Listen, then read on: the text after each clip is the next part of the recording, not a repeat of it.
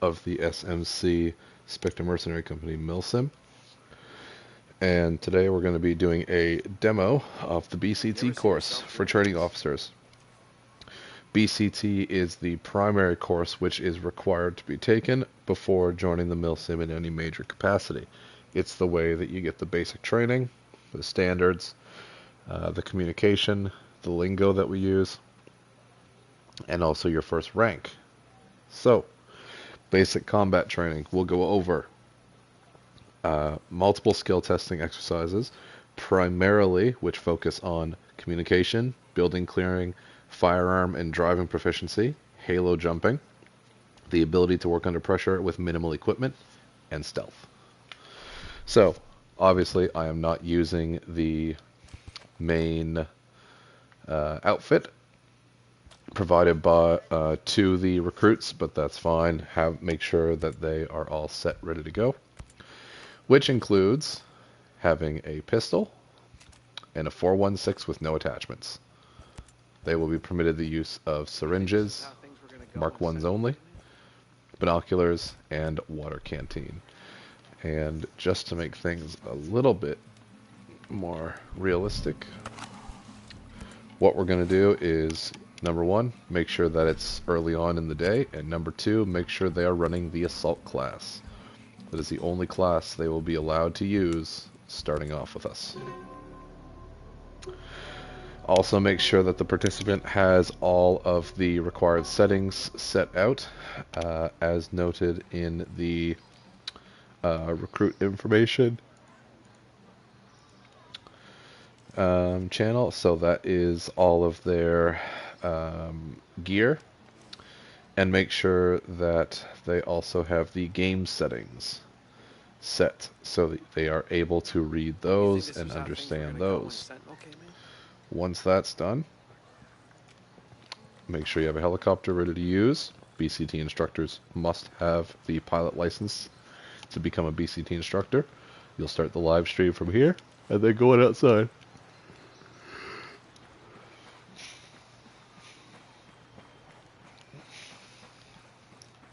Now, one thing to note while we're heading outside, one way or the other, the recruit is going to pass BCT. This is not a can you or can't you, it's you can. It might take you a while, but you can. What you will do is you will take the basic course that I am going to give, and if there are issues, you may modify it. That will determine the rank at the end of the course that they get, which is either Private 2, Private, or if they are exceptional at it, PFC, Private First Class. Alright, have them remove all their suppressors for now. So the first thing that you want to do, using this road, is explain to them the difference between column or line and staggered formations. Column, very simple, we'll do a brief overview of it. As I'm doing this on my own, it's not possible for me to show using two people. Essentially, one person will be in front, one person will be in the rear. It will be up to the person in front to guide the team. For example, if we want to head to that location, the Scott Homestead, the person in the lead will be given the order to go there, but then it's their job to find a way down to that location. The person that's in the back of the column, somewhere roughly in this area, depending on how far the team leader wants them back, will be responsible for everything behind the column. So that's the last person. You can, as a team leader, you can instruct them, or as a BCT instructor, you can say some team leads may give you call signs. Alpha 1, 2, 3, 4, etc. They might go by your call sign, whatever, but at the end of the day, the person in front is responsible for everything. 180 degrees left to right. The person behind is responsible for everything at 180 degrees behind them. Any person that is in the center, so if you have 3 people or 4 people, they may be responsible for the left and right flanks respectively. So that's column, just walking a line. Then you'll explain to them staggered formation. Staggered is where you are on one side of the road, the next person is on another side, then another side, and then finally the last person on the last side. Easy way for this to be explained, unless otherwise stated, the 1 and 3 will be on whatever side you happen to be on, and the 2 and the 4 person, or whoever you designate as, or whatever you want to call the designation, is on the opposite side. Rules still apply. The lead person is responsible for everything in front of them. The rear person is responsible for everything behind the team, and any extra people are responsible for anything around the team. It's the very basics of column and line. Shouldn't take more than just a few minutes to explain it. Okay, after this is done, we are going to go down this way. You're going to find, right, I'm going to find it for you, Hemlock Station. Hemlock Station's in Silent Mountain Province. It's north of Ramford Mountain. And you're going to deliver the BCT trainees, the recruits. You're going to take them to this abandoned location. So, for purposes of showing you the whole thing, we're going to travel there. So, while on the way there, get a feel for what their playstyle is. Do they want to do assault class, or are they primarily a stealth person? Do they like going guns blazing everywhere? That will determine what platoon they get potentially at the end of their BCT. The other thing that you want to explain to them, and you will go over this once you get to the next the abandoned location that we're heading to, are the 3 Ds that we use for communication: description, direction, distance. So description, what is it? Direction, where is it? Distance, how far out is it? I want those 3 things to be said in that order at all times if possible. I understand sometimes if it can't. The most important of them is description and direction. For example, if we're facing southwest, if we would helicopter approach from the north, you could say something very simple as Hilo north 100 meters in closing. Something very easy. If you want to get them thinking about the more tactical aspects of the gameplay, or if you want them to go to the next level on their learning, you can tell them about bearings. So north is bearing 0 or 360, east is 90, south is 180, west is 270. So utilizing those principles, for example, right now, facing west or bearing 270 degrees. You can use that for placement and showing them how quickly you can face a direction. Say, have them, for example, I want you to face bearing 180, face south. I want you to face bearing 045, northeast. Obviously, we will not be super specific, but you can get the general gist of using the compass.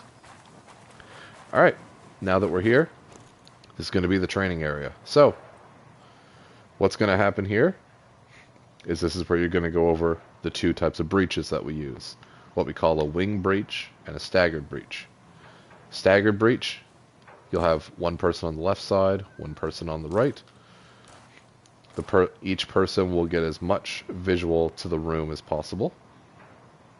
Once you get the visual on the room, it will just depend on the team leader who wants to breach first, how they want to breach. As a BCT instructor, you will make the participant and the recruit breach first every time. They will be doing this properly. So, you'll be showing them this to go in and then leave the area. So staggered breach, you would enter, and then move in and clear. Pretty simple. You would move in, you would clear the zone. If you had a structure over this, or an open area this way, the person on this side would clear that. You would almost like a zigzag until you cleared the whole room. You want to make sure that they call everything out. For example, make sure that they see this here. Otherwise, that might happen. If they don't call that out, do exactly what I just did. Blow it up in front of them. If they die, they go down. If they just get a couple injuries, have them heal it. It will teach them to start calling things out and to understand that there are threats that they are not aware of. And they have to be aware of those because that can mean the end of a team. So, that is a stagger breach. You can then come in here on this side and show them a wing breach. So this is when we have this situation. You can't see enough in. So what you want to do is you want to be able to get into an area as efficiently as possible and clear it. So, if I had another person, they'd be stacked up behind me, ready to go. Think of it like opening the wings of a bird.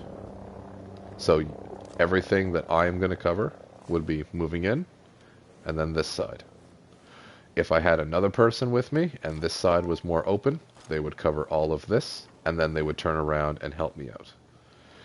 Not only is a wing breach good and required in situations like this, where you don't have a lot of cover beside the door, but it also means that if I start engaging a target right here, and I got another person that can engage it with me, you got two guns on the same target. Much better odds. So you'll do that. You'll show them a staggered breach entering this area and then exiting here, showing them what happens when they miss the dynamite. And then you'll do a wing breach back out into this room where you will then show them, again, staggered, just to make sure they have it. One person goes out, covers one side, and then opens. Alright.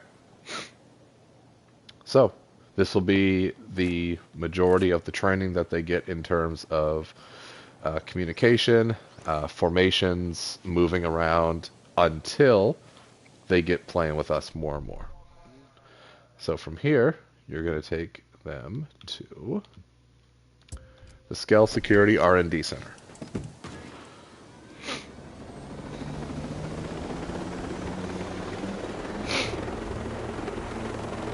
It's not too far away. You will need this helicopter pretty much for the duration of it, with the exception of a couple sections. So make sure this thing does not get destroyed.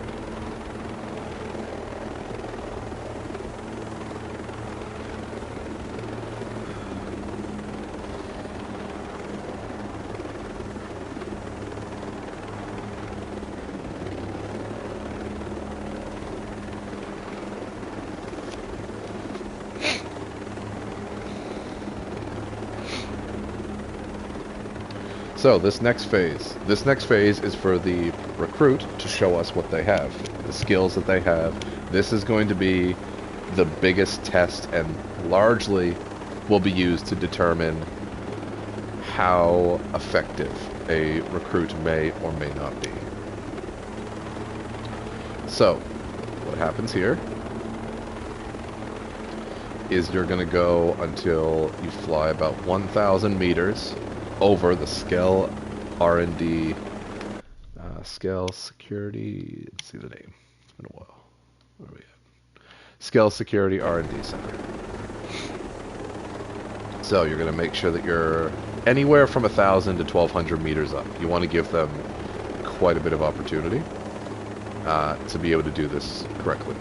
So you can actually see it from here, the helipad, straight ahead, bearing roughly 110 degrees, straight ahead. So once you're about 1.2 kilometers away, let me go a little closer. Roughly here, somewhere 1.2 to even 1.5 would be acceptable. This is where you'll explain to them what we want to see when we do parachuting out of a helicopter. Is when you get into a helicopter, you want to make sure that you know what side you're on.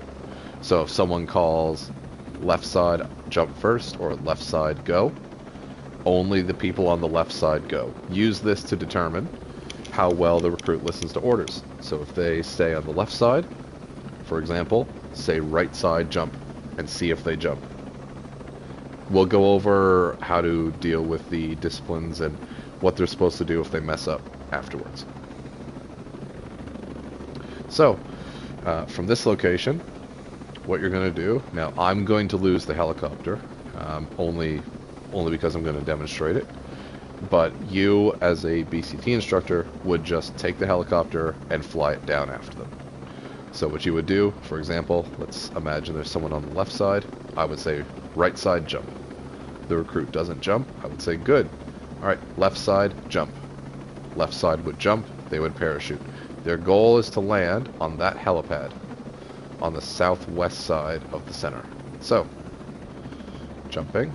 And you want to make sure that they know which one that they're going for. If they aim at the other helipad on the southeast side, that's not the correct side. So, aim however you want them to go. They'll jump. And while we're falling, explain to them what a halo jump is. H-A-L-O, high altitude, low opening. What I would like to see from everybody, if we can get it, is I would like to see a base jump of approximately 150 meters, give or take, before they deploy their chute. So, this, perfect. That would have been a perfect halo jump, very low to the ground. I can immediately start with what I'm doing. So once they land, they only have to land on the helo, the helipad. They need to start clearing 4 targets. So they need to find 4 targets in the base. I'm a little intimidated by how much juice that Jenny's cranking out. They need to do 4 targets silently, 2 targets with their primary firearm, and 2 targets with their pistol. How they choose to do that is up to them. Let them show you what they can do. Let them show off a little bit. As a BCT DI, you will not be following them. You will be sitting behind them somewhere, probably far away, and you can observe with your drone. Makes it easy for you. You don't get in the way of them and accidentally alert targets. So that would be 3 targets already killed.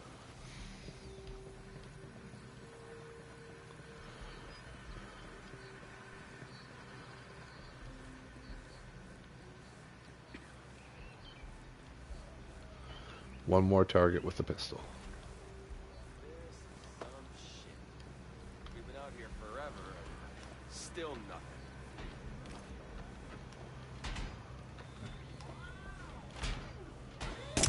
All 4 targets killed. Now, from this location, they're required to find an HVT. So, an HVT, which you need to explain to them, is any high value target. So this can be a commander, it's the units with the red hats. It can be a bagman, or it can be a radio operator. Those are the 3 acceptable HVTs that will accept for capture. So their goal is to find an HVT for you and bring it back to you. Once they do, they can clear the rest of the base. They can start clearing the base now if they want, while they look for their HVT, but before they extract, before they bring an HVT, or before they clear the base, sorry, they must find an HVT and capture it. You must let them know that to capture an HVT is to grab them. So you need to walk up behind them, grab them, and then they have to take a screenshot. So all that has to be noted.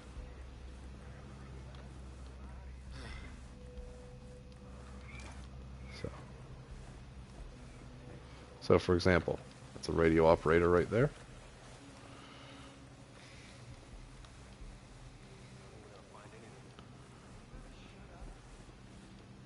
Wait, what? Ideally, they do this silently, and actually it's preferred that they do this silently so as not to cause any further issues in the base. So they're now required to bring this HVT back to you. You will tell them where you are.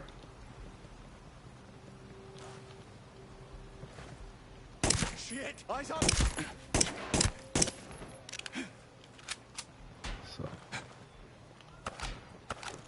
So you'll bring the HVT back wherever you are. Make sure to take a screenshot. Drop the target. And now they're allowed to kill everyone else in the base.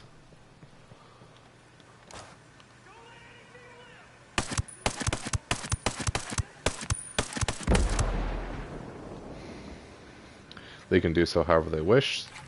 They can remove the suppressors if they want. Eat that shit!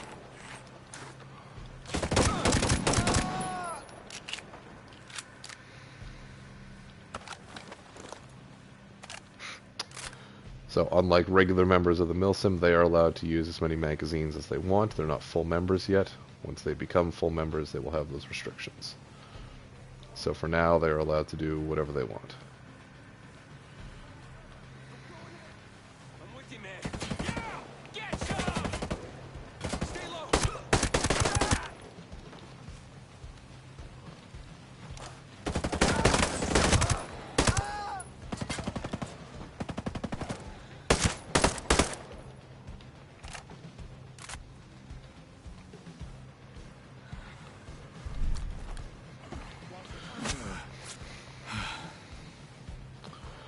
So they're allowed the use of their syringes. They're allowed the use of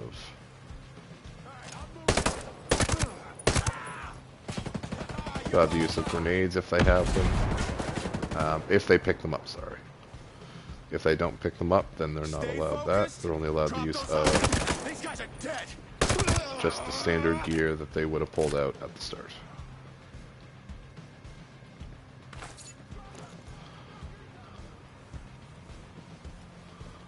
These assholes are dead! Okay, let's get 'em.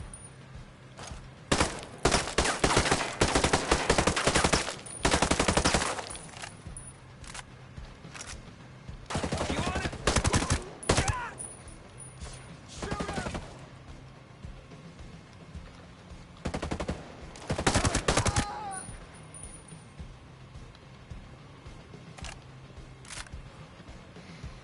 So far, so good. No deaths.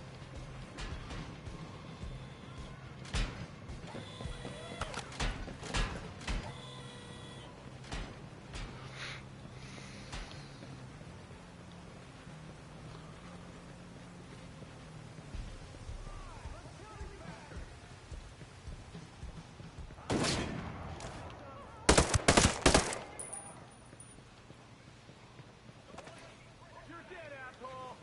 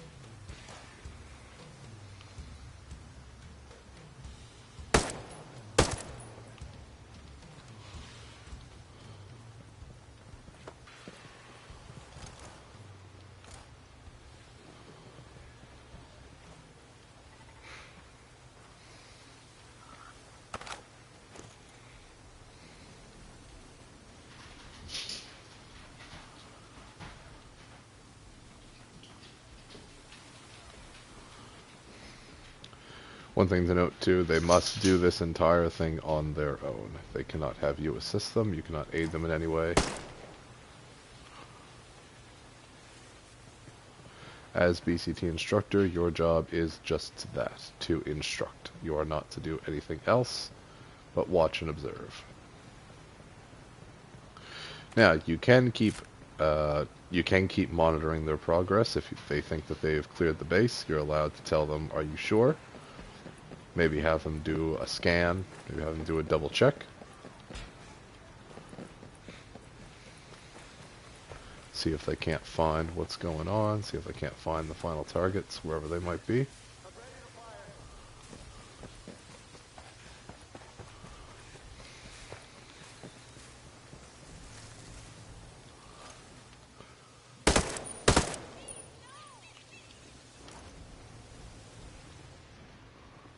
Okay, that's gonna hurt. Come on, let's kill these bastards.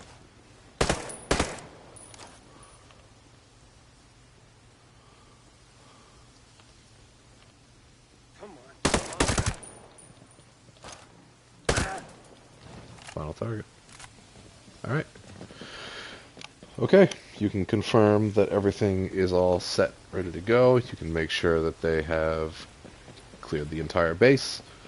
Once they have, you're good to take them for the final stage, second last stage, alright, of their BCT.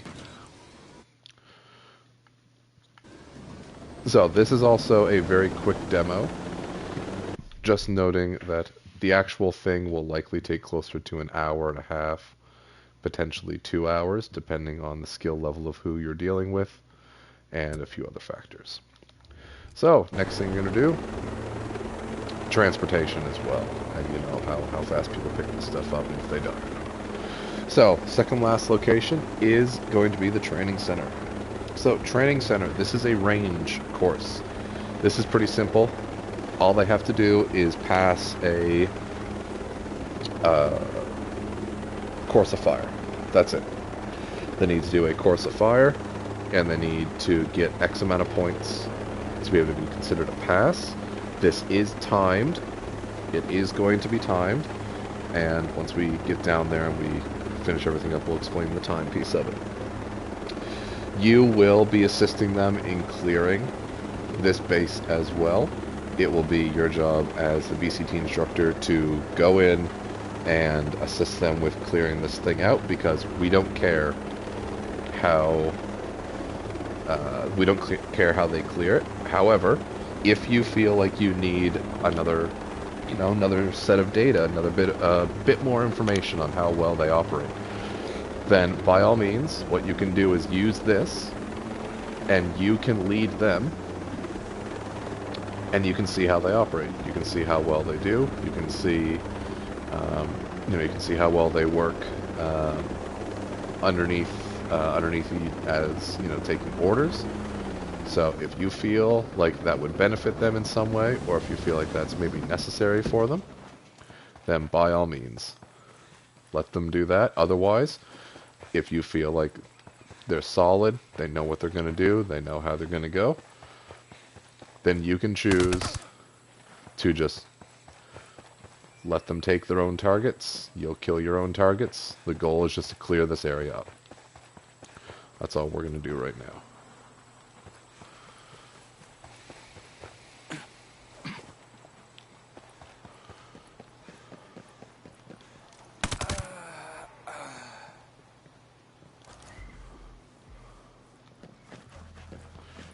Now, they still don't get any extra weapons, they still don't get any extra benefits or anything. So they still have to use what they've got. Alright, I'm with you. Enemy force! So these targets here, don't have to deal, don't have to capture them, don't have to do nothing. Nothing up here.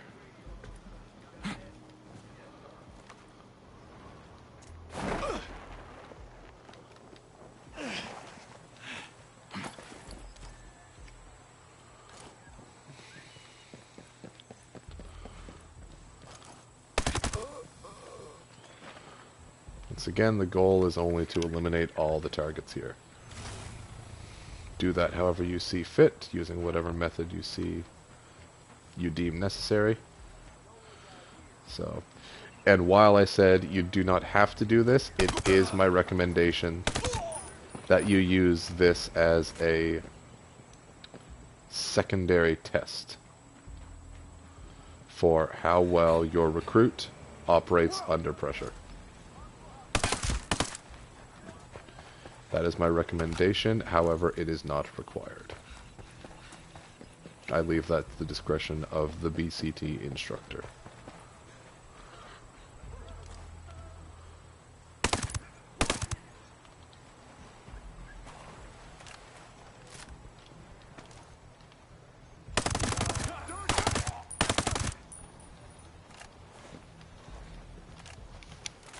It's not a very difficult location to clear. It's actually very, very easy.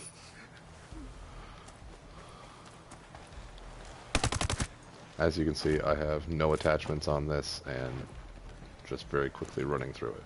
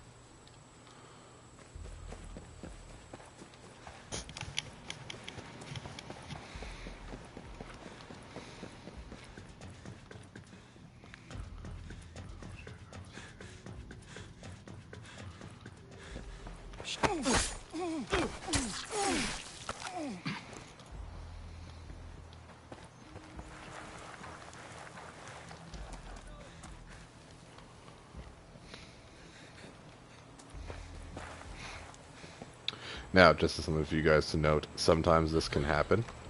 This is a very occasional. This can happen. You can have a target in here. It's exactly where it was.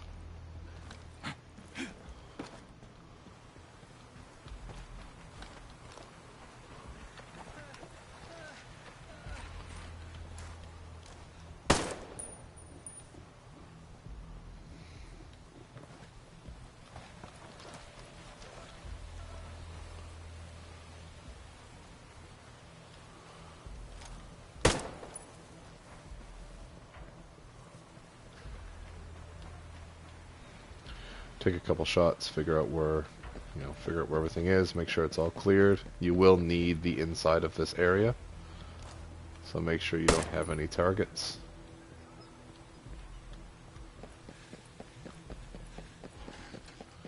Make sure you don't have anybody that can be potentially getting in your way.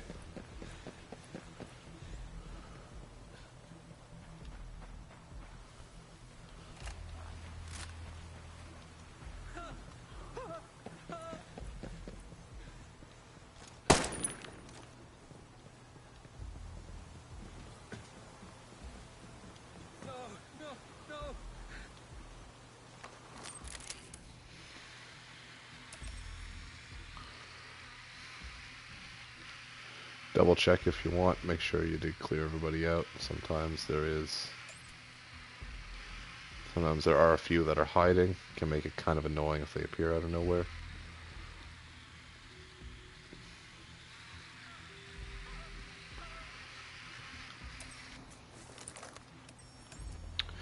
If I had to take a guess, let's go take a look if my guess is right.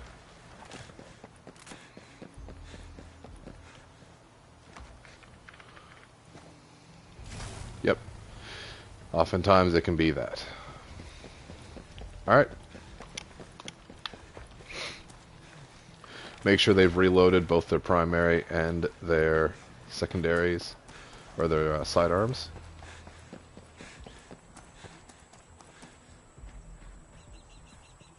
So this will be their starting points, the north side of the training center. Now what you want to do is show them their targets. So they have target 1, 2, that's 3, 4, 5, 6, and 7. This is for the rifle component. We'll do the pistol component after we're done. 8, 9, and 10. And this is the finish line, right here. So, you'll explain to them, those are the 10 targets they have to shoot. They have to shoot each target 3 times. Each target is worth 7 points. So, 10 targets, 7 points each, 70 points max. They need 55 points to pass. So, you'll explain to them, aiming at this, that's a body shot worth the full amount of points. So that is 2 points for a body shot. So that would be a 7-point target. 2 shots, and then another. Now, the other thing you'll explain to them, I'll get closer to demonstrate it, that it is on the line. It is not quite in this box. Therefore, it is not in this center area. Therefore, that is worth half the amount of points. So this is only worth 1 point. Likewise, all of these shots are also worth 1 point. If you have a shot that is on the line, and it's going to be the difference between no points or 1 point for a body shot, do your best to do a judgment call. Come in, see what it looks like it's closer to. I would say this is pretty much directly in the center, potentially a little bit more on the outside for me. So I would say this is 0. Now, the trainees do not get a say in these points. Oh, and then the last thing. A headshot, it's either it's in or it's not.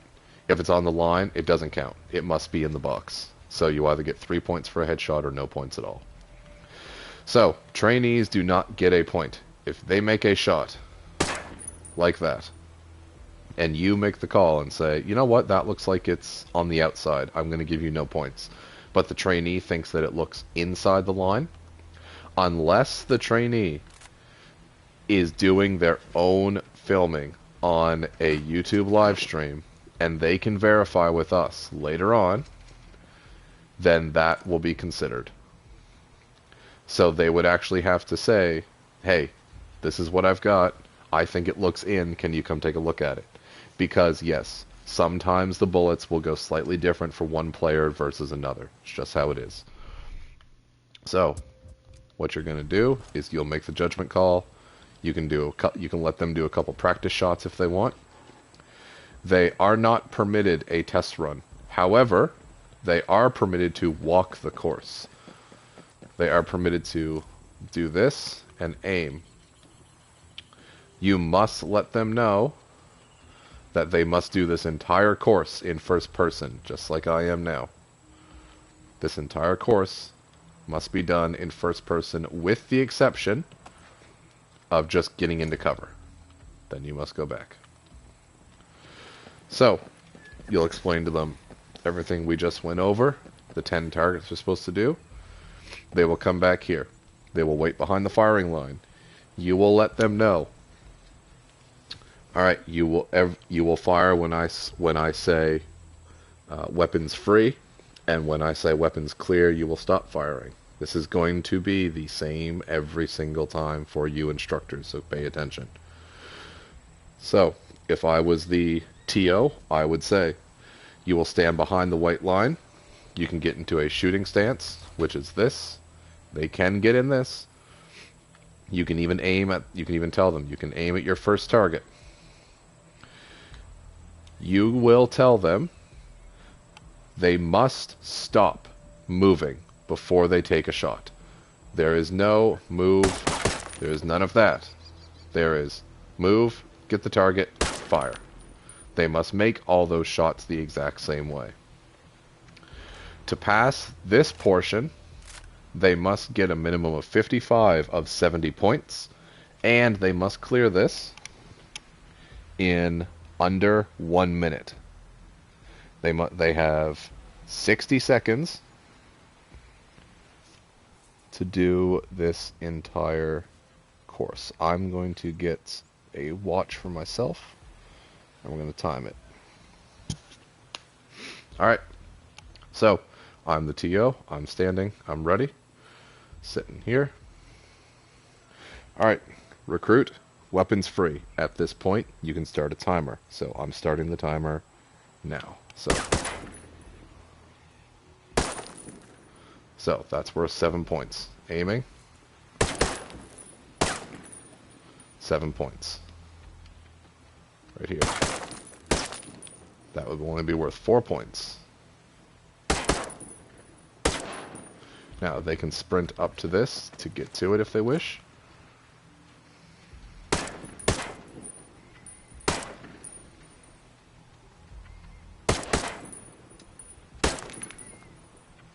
They can take these shots however they want, at whatever targets they choose. To get out of cover, they can do this.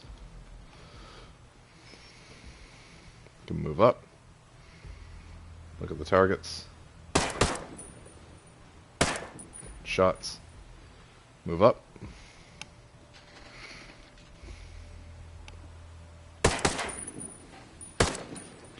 Shots taken. Move up to the finishing line, and then they will be finished.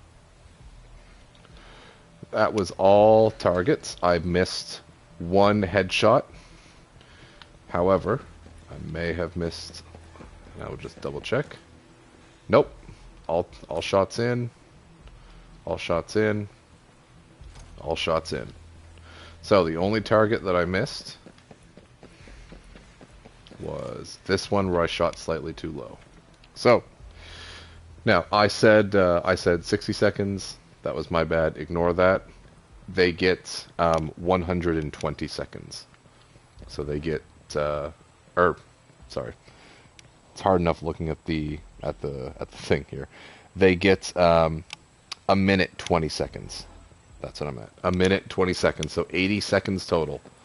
They get to do this course. They must pass that. Once they pass the rifle component, then it'll be moved on to the pistol component. Exact same thing. Targets the exact same, have to be shot the exact same way. But your targets are target 1, 2, targets 3 and 4, and after shooting one of these targets, you can also do 3 and 4 if you want. After shooting their third target, they must reload. So if I shot this target, it'd be shoot, reload, shoot. So that's 3 and 4. Target 5. Target 6. And target 7. So, just to show you where that is at. Pretty easy.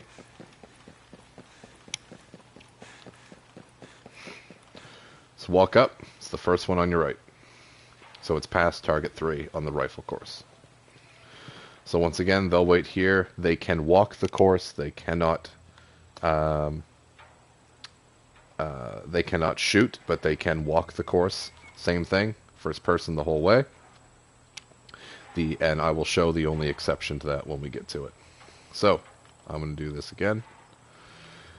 This one, less targets, but with the reload, they must complete this under 60 seconds. 60 seconds. This is the one that's 60 seconds. I spoke. Alright, so as a TO, you will say, when I say weapons ready, weapons clear, which actually I didn't mention before, weapons clear at the very top there. That should have been when you said that, which would mean stop firing. When you are ready to go, you will tell them weapons hot, they will start. So, I'm going to start the timer. So, as a TO, I would say weapons hot, starting the timer. Same thing. You want them to make sure these shots are accurate. It's a smaller weapon. So far, it's 14. So I'm choosing to do this one.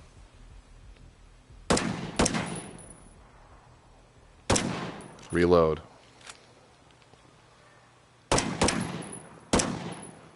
Keep going.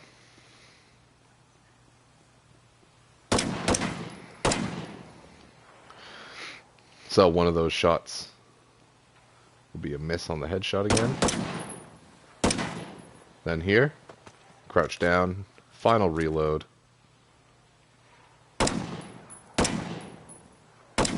And then weapons clear. That was done in 54 seconds. Let's see. All those targets. Got all those.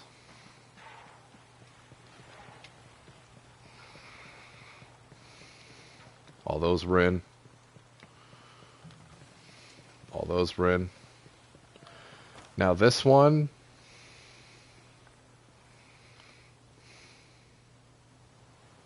I would say that, personally, I would say that is in, so I would count that, so that is actually in. So far every target shot correctly. That one as well. And that one too, so that would be a max of 49 points. They only need a passing grade of 40. So they're allowed to miss essentially 3 headshots. So that is the range. So just go over one more time just so everybody gets it. Starting here. Weapons ready. Tell them to get ready. Weapons hot. Start moving forward. Do this. Must move. Must keep going. So those ones are all in this time. Can sprint up here. I'm going to switch it up this time.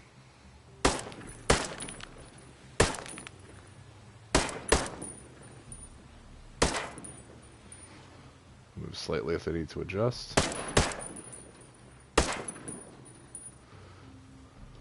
Get back to moving.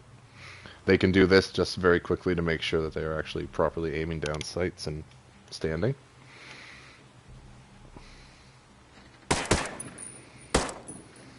So far, every target successfully shot.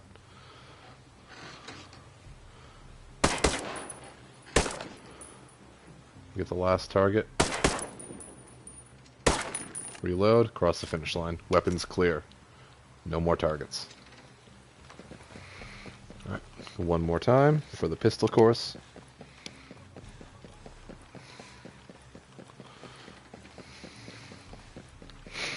Alright, ready?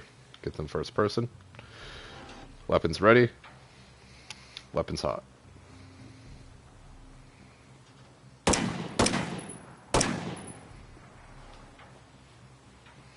Seven so far. 14. This time I'm going to switch it up. Reload.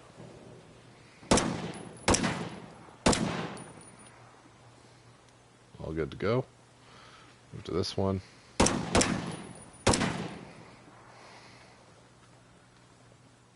Have them stop about here at the end of the road. Same thing, sprint up, crouch down, reload.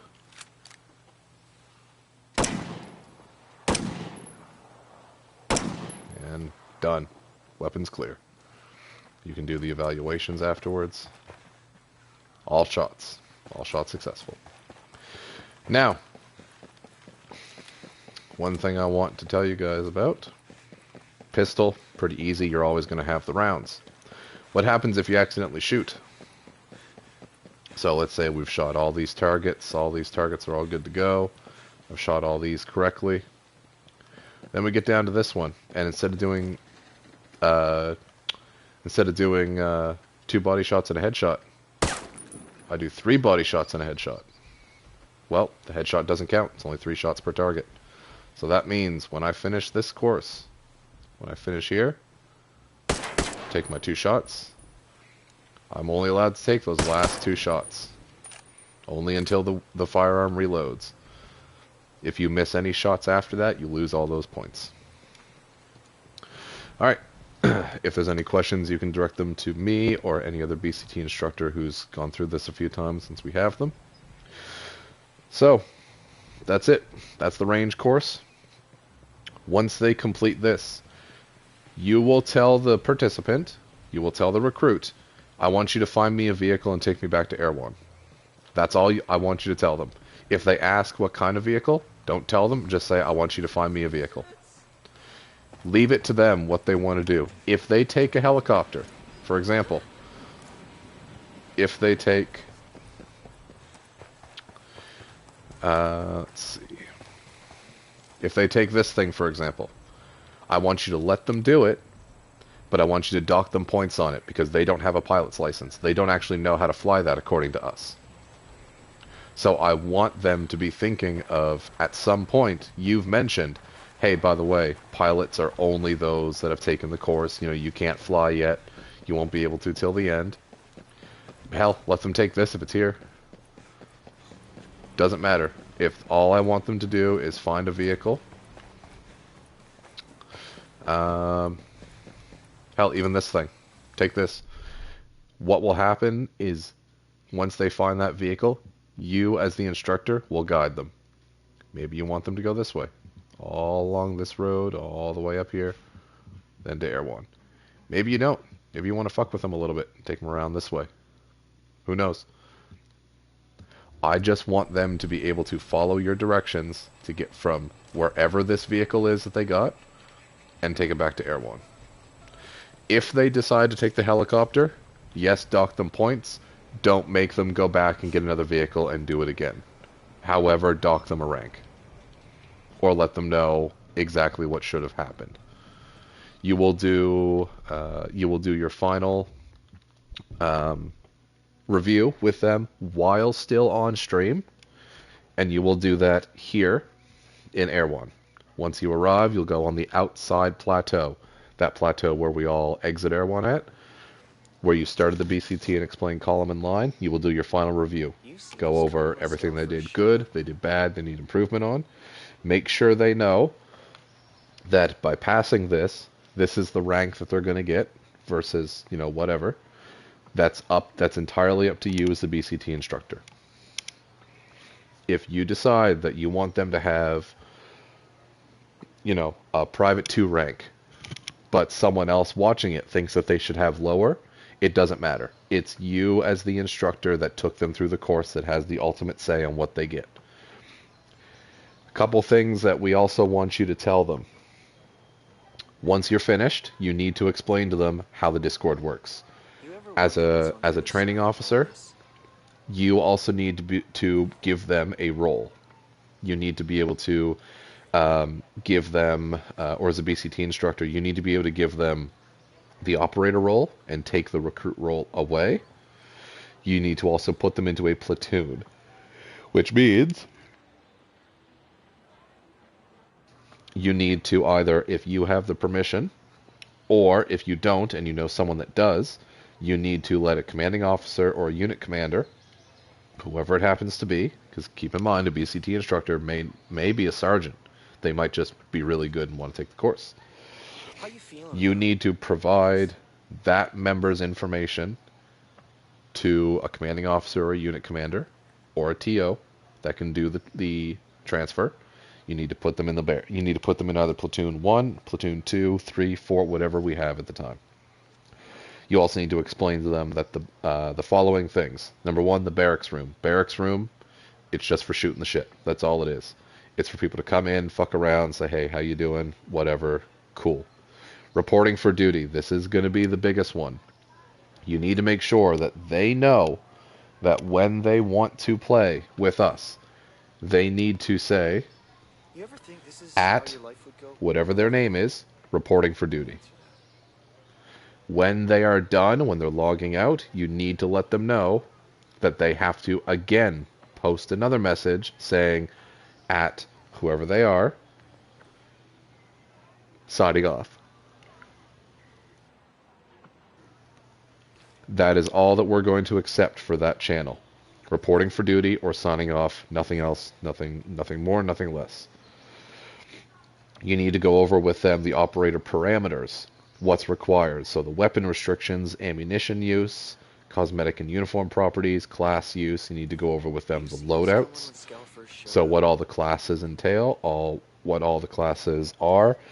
As a new member, they're only going to have access to the rifleman and the long-range rifleman. That's it. They will not get, and the combat medic. That's it. They will not get anything else but those 3 classes. Everything else requires a course. You'll explain what the courses are. You'll then take them into the uniforms and explain to them, this is what you're going to wear for the next little while. There's a whole section for the platoons based on what the platoon leaders want to see, but that's up to them. It's not anything else. Squad setup.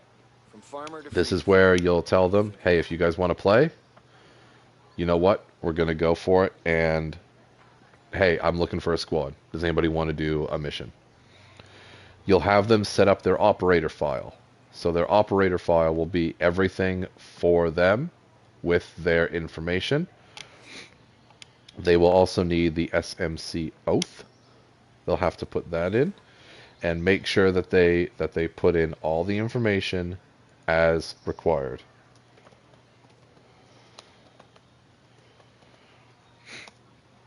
So that needs to be put in before they do anything else. They cannot do missions until they do.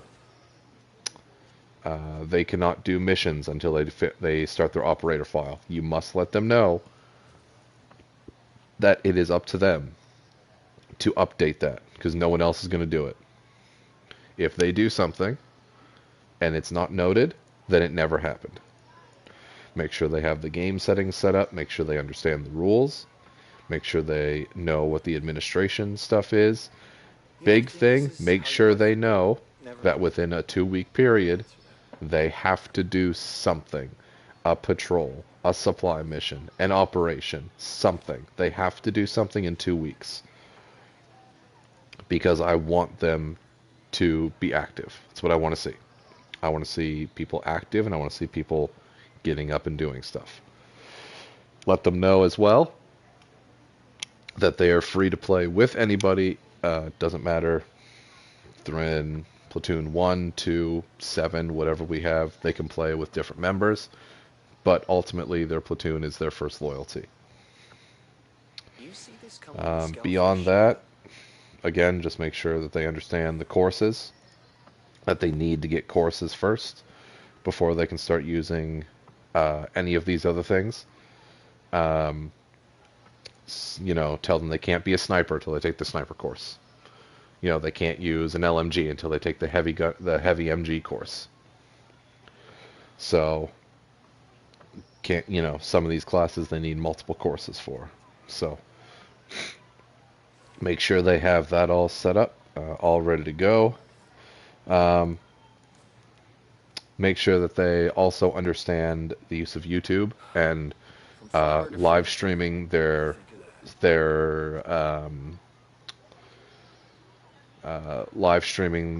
missions so that they can post them in. We need a record of what they're doing, and that's the only way to figure out what they're doing, is to make sure that they're actually using YouTube, doing the mission reports, all that stuff, all proper. So you need to make sure that, you can follow all that information. They can follow all that stuff. It is a lot of information. By all means, let them know it's a lot of information. But they will get it over time. You ever wonder what's on the Work other with side them. of all this? These are players that, maybe they've never done this. This is the first time they're doing anything like this in their life. Remember that everybody starts somewhere, and we have to build them up. If there's any further questions or anything didn't make sense that I went over in the BCT, by all means, send me a message. Come into the office on the Discord, and go ahead and, come in and just say, hey, can we go over this? If you want to be a BCT instructor, you need the BCT You need to, number one, be part of BCT. So you need to go along with people, with someone doing it to get a feel for how it's run. You need the pilot's course as well. And bare minimum, You see this you need to be a coming staff sergeant rank.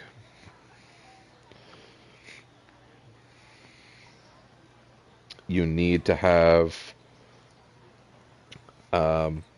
some kind of rank under you.